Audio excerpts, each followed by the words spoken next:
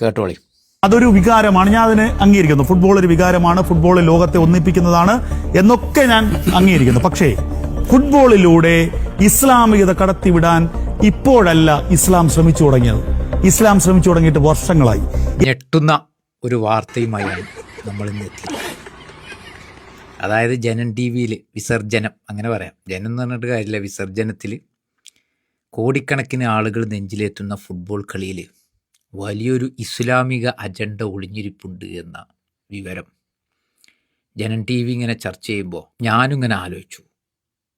ഒറ്റനോട്ടത്തിൽ നിഷ്കളങ്കമെന്ന് തോന്നുന്ന ഫുട്ബോളിൻ്റെ നിയമങ്ങൾ നമ്മൾ സൂക്ഷ്മമായി പരിശോധിച്ചാൽ കണ്ണ് തള്ളിപ്പോവും. ഇവർ പറഞ്ഞതിൻ്റെ ഒന്നാമത്തെ തെളിവ്, നിങ്ങൾ ചിരിച്ചരുത് കേട്ടോ, ഞാനിത് പറയുമ്പോൾ നമ്മളിതൊക്കെ പറയല്ലേ. ഫുട്ബോൾ മത്സരത്തിൻ്റെ ആകെ ദൈർഘ്യം 90 മിനിറ്റാണ്. ഈ 90 മിനിറ്റിനെ 45 പകുതികളാണ് തിരിക്കുന്നത് അല്ലേ. അപ്പോൾ 4+5 കൂട്ടിയാൽ എത്ര കിട്ടും? 9 കിട്ടും. ഇസ്ലാമിലെ ഏറ്റവും വലിയ വിശുദ്ധമായ റമദാൻ മാസം എത്രാമത്തെ മാസമാണ്? 9ാമത്തെ മാസം. കണ്ടോ എങ്ങനെയുണ്ട്? അതിൽ ഇസ്ലാം വന്നു. അതുമാത്രമല്ല, കളിക്കാർ പെനാൽറ്റി അടിക്കുന്ന ബോക്സിനെ എന്തുകൊണ്ടാണ് ഡി ബോക്സ് എന്ന് വിളിക്കുന്നത്? എന്തുകൊണ്ടത് എ ബോക്സ് എന്ന് വിളിച്ചില്ല? അതായത് ഡി എന്ന് പറഞ്ഞാൽ ദീൻ, മതം. അങ്ങനെ ഉദ്ദേശിക്കുമ്പോൾ നമ്മളെല്ലാം എത്ര നിസ്സാരമായിട്ടാണ് ഈ ഇസ്ലാമിക ലോകം പറ്റിക്കുന്നത് അല്ലേ. ഇനി നമുക്ക് ടർഫിലേക്ക് പോകാം.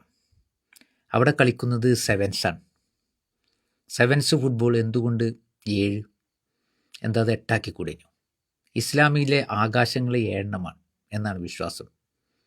അത് മനസ്സിൽ വെച്ചാണ് ഇവർ 7 പേരെ വെച്ച് കളിക്കുന്നത്. ഗോളടിക്കുമ്പോൾ കളിക്കാർ 2 കൈയും ആകാശത്തേക്ക് ഉയർത്തുന്നത് വലിയൊരു കെണിയുടെ ഭാഗമാണ് എന്നൊക്കെ നമുക്ക് മനസ്സിലാക്കേണ്ടി വരും. അപ്പോൾ ഇതൊക്കെ കേൾക്കുമ്പോൾ കാര്യങ്ങൾ വളരെ വ്യക്തമാണ്. ഓഫ് സൈഡ് നിയമം മുതൽ കളിക്കാർ കുടിക്കുന്ന ഹലാല് വെള്ളം വരെ നീളുന്ന ഫുട്ബോളിലെ ഓരോ ചലനത്തിലും വലിയ അജണ്ട ഒളിഞ്ഞിരിപ്പുണ്ട്. അതുകൊണ്ട് പ്രേക്ഷകർ ഇനി മുതൽ കളി കാണുമ്പോൾ സൂക്ഷിക്കുക. പന്ത് വലയിലേക്ക് കയറുമ്പോൾ അത് വെറുമൊരു ഗോളല്ല, നമ്മുടെ ചിന്തകളിലേക്കുള്ള അധിനിവേശമാണ്. മൈതാനത്ത് ഒത്തൊരുമയോടെ പന്ത് തട്ടുന്ന പാവം ചെക്കന്മാരുടെ കളിയിലും മതം തിരിയുന്ന ഈ ബുദ്ധിജീവികൾക്ക് നടുവിരൽ നമസ്കാരം നൽകുകയല്ലാതെ വേറെ എന്താ പറയുക? ഇവർക്ക് ഇങ്ങനെ തന്നെ മറുപടി കൊടുക്കണം. ഇനി വല്ല ആലോചിക്കട്ടെ. കാരണം അത്രത്തോളം വർഗീയത എന്ന് പറഞ്ഞാൽ ദിവസവും ഇതിനായിട്ട് നിന്ന് ജനങ്ങളെ മതത്തിൻ്റെ പേരിൽ പറഞ്ഞ് പച്ചറച്ചി തിന്നണ നക്കി ജീവിക്കണവർ അജാതി നാറികളെ കേരളത്തിൽ തന്നെ കാണുള്ളൂ. പിന്നെ ഓൽക്കൊക്കെ പിന്നെ എന്ത് ഓലക്കെ നമ്മൾ മറുപടി പറയാം, ഇങ്ങനത്തെ അല്ലാതെ. അപ്പോൾ അതുതന്നെയാണ് ഇസ്ലാമികമായ പല കാര്യങ്ങളും അതിലടങ്ങിയിട്ടുണ്ട് എന്നുള്ളത് സൂക്ഷ്മമായി പരിശോധിക്കുമ്പോൾ അവർക്ക് മനസ്സിലാവും. ഗൂഢമായ നിഗൂഢമായ ഫുട്ബോൾ ജിഹാദ്.